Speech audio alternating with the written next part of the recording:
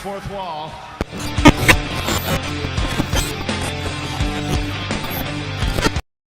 Yo, what up? I actually forgot to take this damn image down. I knew that was gonna get me one day.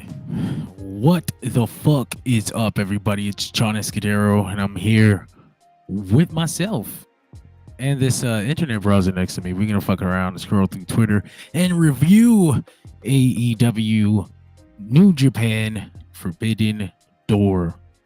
I had a good time tonight, gentlemen, ladies. If you're out there, it's the middle of the night. We out here talking shit. Drop some comments, say what's up, like, subscribe, do all that call to action stuff that they tell me I have to say at the beginning of every show. Sorry if that annoys you. But I'm here, man. Talk to me. I want to get right into this show, though. I want to talk about this main event. This Swerve Strickland versus Will Ospreay. We end up finishing here. That was really went for the hidden blade, good, but he is out. I enjoyed that.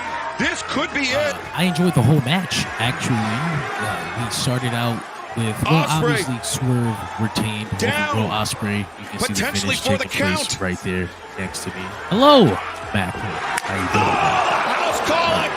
Essentially, the story of the match was that Will Ospreay is much too cocky for someone who just got to AEW. He thinks the world of himself, and he's actually won a few matches in this company, and he's got a right to feel good about himself. His work is just a little fucking harder. So he had to teach Will Ospreay a lesson here, and the lesson was this company belongs to Swerve Strickland, damn it. And so it was. So Don Callis actually got involved towards the end there. He gave Will Ospreay the option of using a screwdriver the way he did against Kenny Omega. Ospreay refused, but that didn't lead right into the finish. That's really cool. Swerve tried to put Ospreay out multiple times with multiple finishers. Ospreay looked incredibly strong, but Swerve just looked a little stronger. The spot right there at the end of the match where Ospreay kind of tries to go for that hidden blade, but he can't. But he is out. He's done. He doesn't have the energy. He's done too much. It proves that Swerve has done too much to him. He puts him out, kills him, but he respects him afterwards. Down. You know, potentially for the great count. Story, great match. Oh, I didn't know you could hear that. I can't hear this match. Actually, that's the. I muted the tab. Max says I am being drowned out by the match audio, but yeah, that's gone. Anyway, like I said, great story, great match. Jesus says a lot of wrestlers backstage should take notes. I mean, just take notes on the way they kept on. Because the way Swerve spoke at this press conference, it kind of seems like he had a lot of agency, not just over the storyline, but over how they were going to present it and the things they were going to do. I think they should take notes about how Swerve carries himself as champion. He seems to have ideas. I heard him say on Busted Open Radio that he kind of pitched Tony Khan like, hey, I want to close Collision with this promo. I'm the world champion. You know, and Tony Khan was like, hell yeah. And that's the kind of shit we need from our world champion and from other people in the company to take initiative. It's that kind of place. It's you know, they have ideas for you, but you're probably better off if you have ideas for yourself. And Swerve has definitely proven to be a great commodity in that regard anyway. But yeah, great match, great story. I want to know what happens next. Where are we going with Ospreay? I wonder if we're doing a bit of a losing streak situation here where Ospreay kind of also drops the AEW International Championship to Daniel Garcia on Wednesday. I'm kind of with that. Very with that. It's Daniel Garcia's time too. You know, he's got to get something going before Wembley. Yeah. Too much comedy in AEW. I think I can see where you're coming from. I think I can see that. Max says he took a mental health and forgot the pay-per-view was on. Well, oh shit. Don't come over here. We're about to spoil the whole damn thing.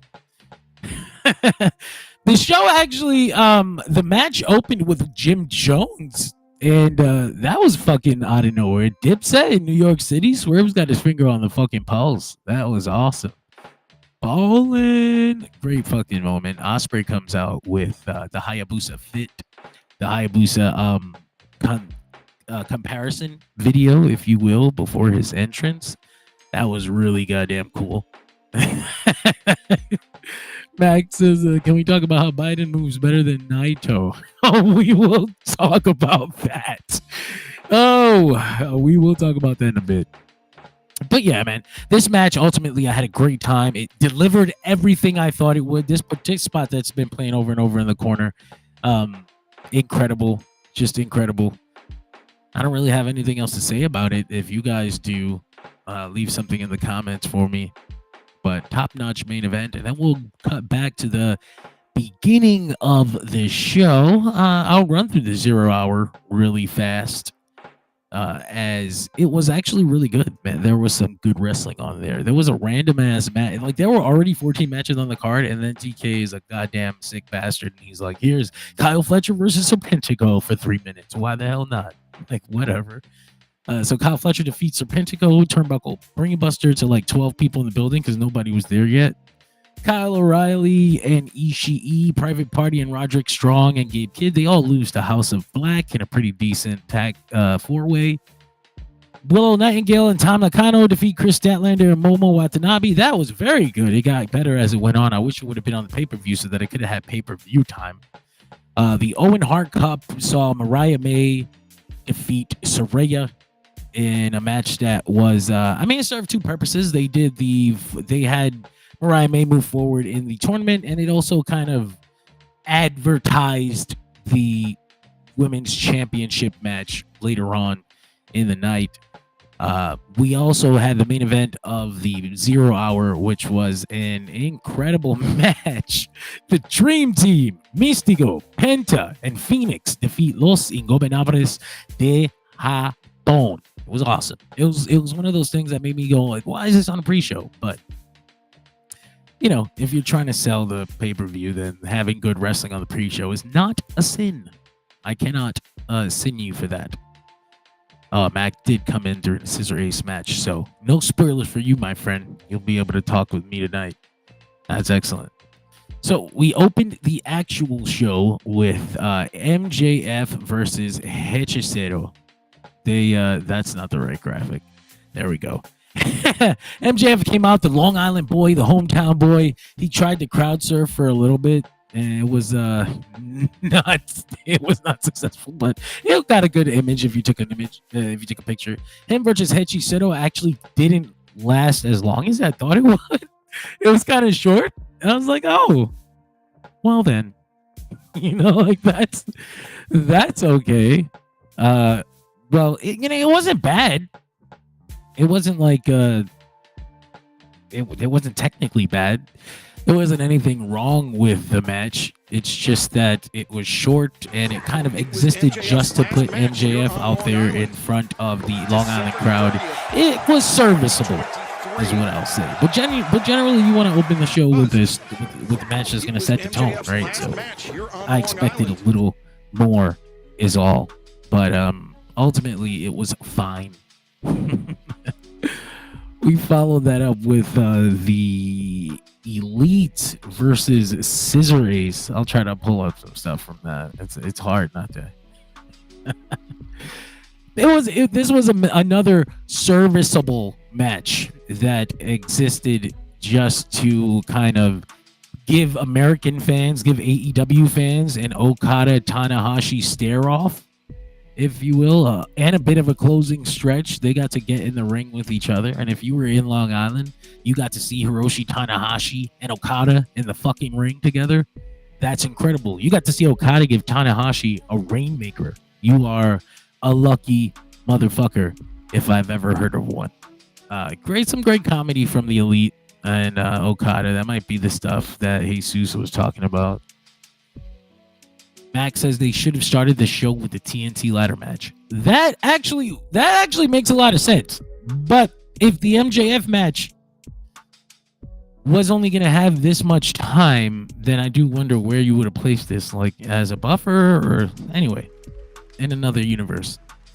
But yeah, it wasn't like this wasn't a bad match, the Elite 6-man, but it was what it was. Tanahashi's kind of old, and The Acclaimed is fine.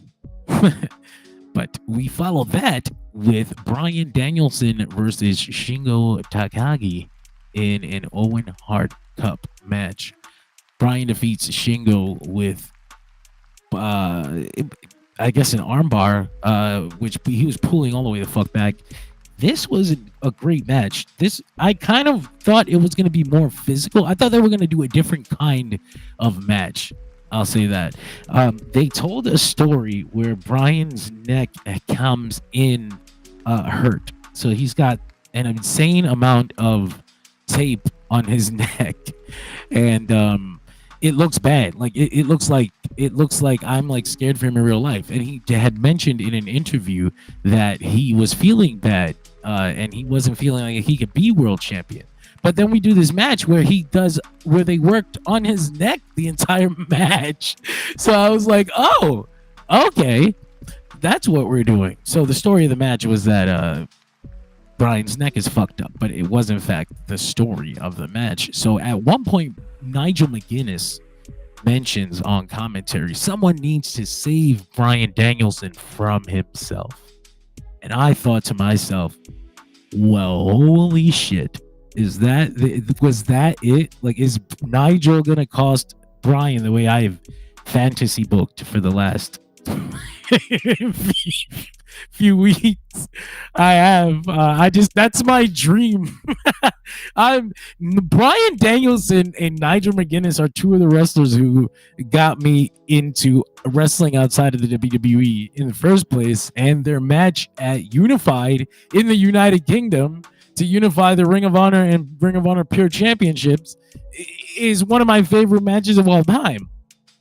If Nigel gets to have his retirement match at Wembley Stadium in the United Kingdom in front of 50,000 people against Bryan Danielson, I will have lived the fanboy dream. So that's my hope. I hope that he costs Bryan here, even though I know people want to see him win the world title at Wembley. I also want to see him win the world title at Wembley.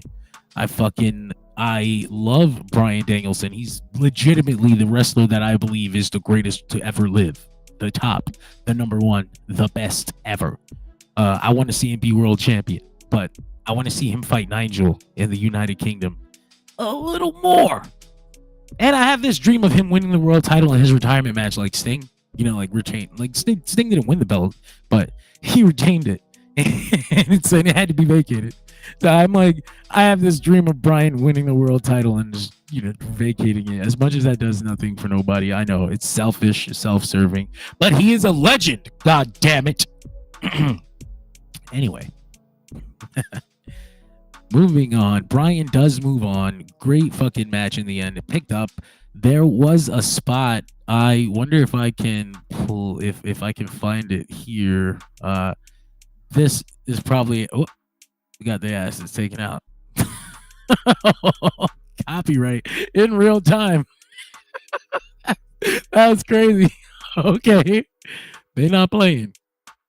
Anyway, I was trying to find the spot of where Shingo reverses the triangle choke into a driver. It's fucking incredible. But yeah, it looks like AEW was like, no. You won't be sharing that. Oh, that's a great t-shirt. I'm gonna need me one of those. I need a Bryan AEW shirt before he goes. I don't have a single one. Bryan, one thing I wanted to mention is Bryan is a sick man. He is gonna do the count out spot, but he wants us all to spend the whole 10 seconds worried for his life. Some people don't like that. That makes some people feel uncomfortable. I love it. I think Bryan is a fucking bastard. He is insane for what he does, but I'm down.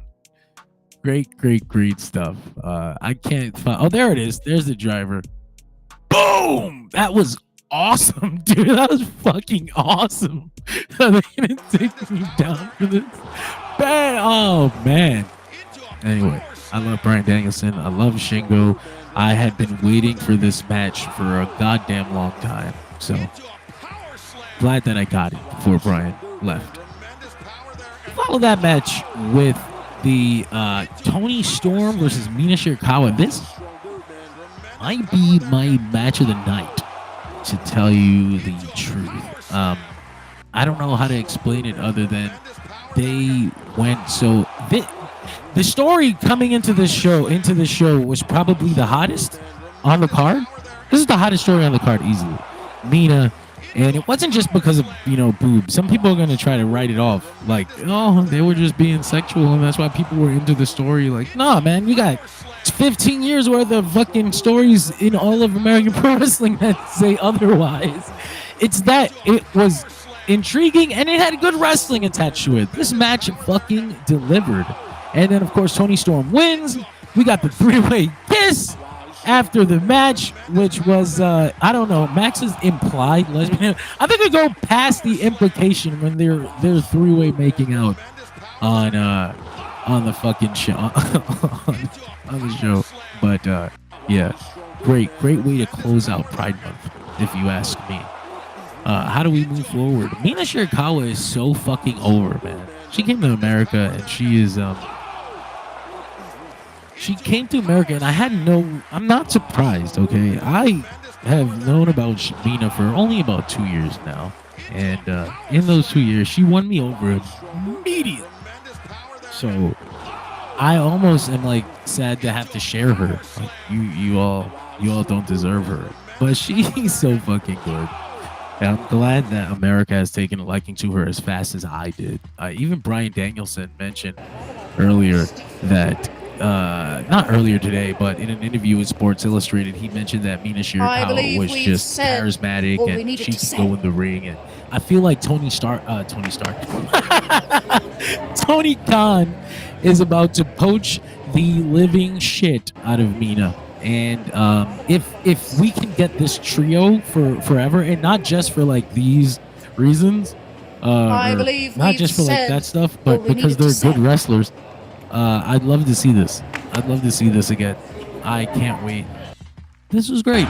This was everything I wanted it to be, and I'm sad that Mina's gonna go. But I will be following her in Stardom. So I hope that you all join me. I hope you all join me. Why is the audio fucking playing for you guys though? That's so weird. It's not supposed to play at all.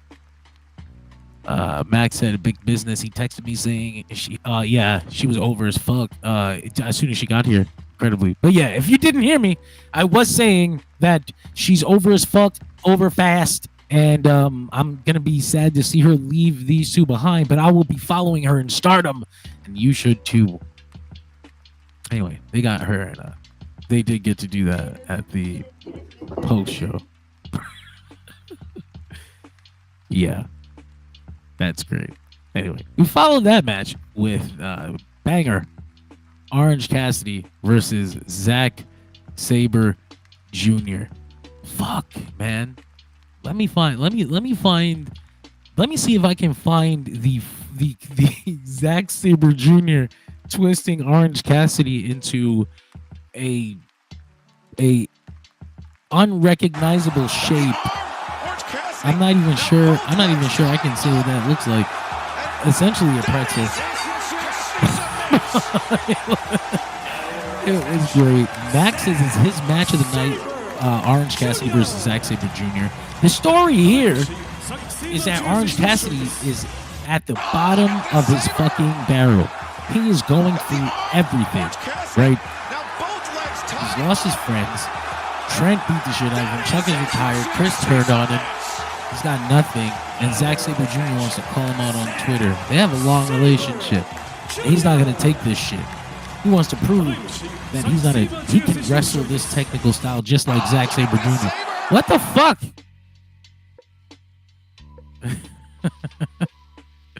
I muted this tab. You can see me. You can't see my little menu dealio there. But yeah. Anyway, the story of the match is that Orange Cassidy wants to out wrestle Zack Sabre Jr. He's feeling angry and ballsy, and he wants to take on giants. And taking out the technical wrestling beast Zack Sabre Jr. With his own skill is his task tonight. And he did pretty well, but Zack Sabre Jr. had an answer for everything. He stretched him out and basically sent him packing. We followed that with the 6-man tag match, the Learning Tree. Jericho was basically bathed with "Please retire" chants. He grabs the microphone. Mac is asking about Orange Cassidy. Does he have both songs now? Yeah, he does. I don't know the significance of when he uses either one, but I'm okay with either. I like Where's My Mind a lot enough to accept this. Anyway, hi guys, hello everybody. He grabs the fucking microphone. He tells the arena, you guys don't want to see me retire, and they of course tell him, please fucking retire. This match was what it was. It wasn't bad. It was another serviceable match. So that's 3 out of 14. That's not, they're not hitting bad, but Hook hits Jericho with a Judas effect that was better than any Jericho had ever hit in his career. And he's been doing it for a long time on the low. He didn't just invent that in AEW. He was doing Judas effects off the top rope in the WWE, if you remember. He just didn't have a name. But yeah, it was better than Jericho ever did. Mac, I agree with you. That was great. We followed the Hook match with, I want to say, the ladder match. Yes, we did. It was the ladder match. This might be my second match of the night, almost easily. Excuse me, that's the wrong graphic. Anyway, Jack Perry becomes a TNT champion here, and this is one that I had talked to my friends earlier, and was asked, who do I think should win? I said, well, I want Takeshita to win, but narratively, Jack Perry makes the most sense, doesn't he? To you? I mean, come on. So that's, what can I really say without trying to find fucking clips of this ladder match? It was just insane spots. Oh shit, that's crazy. Leo Rush got injured during this very ladder match that we're talking about. Man, I wonder when that happened. Holy shit, that's fucked up. Jesus says the Hook match was cooking the last couple of minutes. Yeah, like this said, the finish was fine. It wasn't a bad match. It was what it was. Anyway, I think I have a clip of that fucking ladder match on Facebook, because holy shit, that was there were a couple spots in particular that were gnarly as fuck. Takeshita looked like a star throughout the entire thing. It's hard to do this when I don't have anybody to bounce off of so I can breathe. But here we go. Boom, there we go. Let's look at this shit. This match was off the chain. I love car crashes. You know this. I love big budget car crash matches. This is my jam, because they got the money to protect themselves. Look at this shit. Jack Perry winning the TNT championship makes all the sense in the world to me. He should have been rewarded it. They should have allowed the Bucks to award it to him and then made him defend it here. And then have him like a little smarmy motherfucker win and sneak out under the back rope. But this also makes sense logically. Tony Khan is fighting back for power, so Jack Perry didn't get it immediately. But knowing in hindsight now how this match was going to turn out, I absolutely would have just given it to Jack Perry and had him defend it here instead of, winning it here. I don't know why that would have been more satisfying, but it would have, I think. We followed this match with the TNT championship match, or TBS championship match, between Mercedes Mone and Stephanie Vaquer. I had a great time with this match. I have people saying Stephanie looked great, but Mercedes didn't. How does that work in wrestling? Anyway, yeah, Britt Baker did come back afterwards. I didn't mean to talk about that so soon. But how the fuck does that work in wrestling? People are so blind by their hatred for Mercedes that they forgot that Mercedes has to be good for Stephanie to also look good. It's pro wrestling. If one is fucking up, they're fucking the whole performance, you know? So that's such a weird criticism for me. Yeah, Mercedes Moné and Stephanie Vaquer, I thought looked fine tonight. I love Stephanie. She's so good. I wanted to see her win almost. And hilariously, the crowd turning on Mercedes, but because of the Boston affiliation instead of like just because I thought they turned on her. And I was like, oh. I thought they turned on her. And because of just, you know, her. I didn't realize that it was the Boston thing because I'm not a big sports guy. I don't know fucking shit about sports. But Stephanie Vaquer looked great. The crowd wanted her to win tonight. I wanted her to win just like shock shit. But we followed that up with Britt Baker making her return to AEW. I don't know how some people, I don't know how you guys feel about this. I am excited. I'm so hyped. I love Britt Baker. She's one of the original AEW success stories. She was like nothing. She was plain dry toast. She created something. She had time to develop it. She became a star for the women's division. She was the only thing carrying it for so long. And now it's developed into this great thing. And I'm so excited to see her join this fully realized AEW women's division. I want to see how she stands amongst the rest of these characters, amongst Mercedes Moné, amongst Toni Storm, amongst Chris Statlander, amongst Willow Nightingale. AEW's women's division is on fire. Seeing Britt Baker return, I'm fucking hype. And going right after Mercedes Moné, this is the match that I wanted Mercedes to have immediately. Britt Baker is the AEW gatekeeper when it comes to the women's division. Mercedes Moné came from the other place, and she just won these titles. I don't want to see Britt Baker put a stop to that shit. I don't know if it's going to happen, but if you ask me, I think Mercedes Moné should lose to Britt Baker when they meet each other eventually. That's my take. That's how cemented I am as Britt Baker, as Mrs. AEW, as the top of the AEW women's division. She is. I don't think you need to establish Mercedes over Britt Baker at all. She's Sasha Banks. She's Mercedes Moné. She doesn't need that win. Putting Britt Baker over Sasha Banks is undoing the mistake they made when they put CM Punk over Hangman.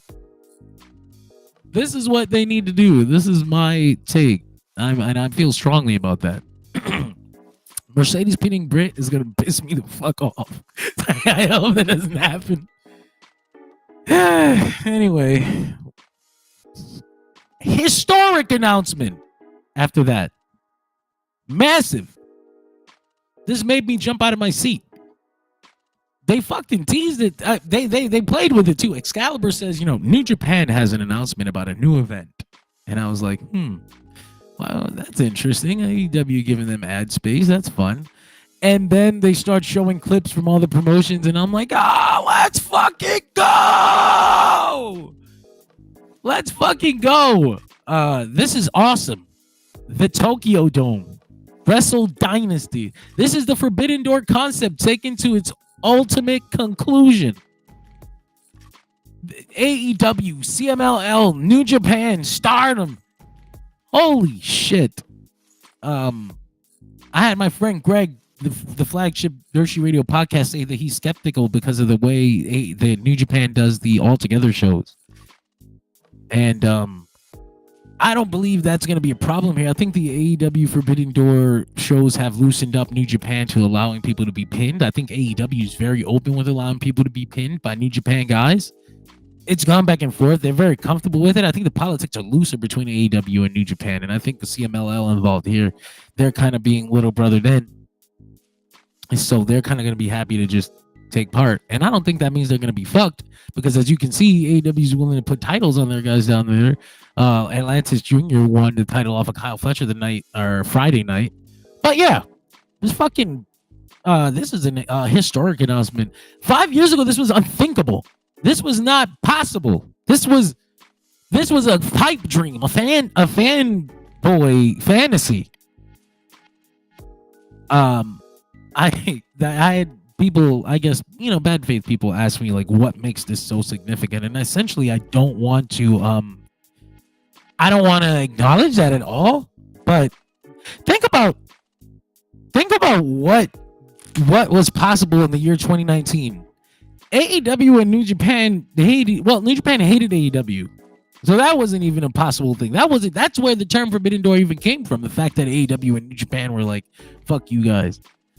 But to see that has turned into AEW New Japan in the fucking Tokyo Dome, that's incredible. That's insane. That's impossible. That shouldn't be. But here we are. Wrestle Dynasty, January 5th. I'm fucking hyped. You should be too. A great thing for everybody. This is I'm excited. I don't even know what kind of card this looks like.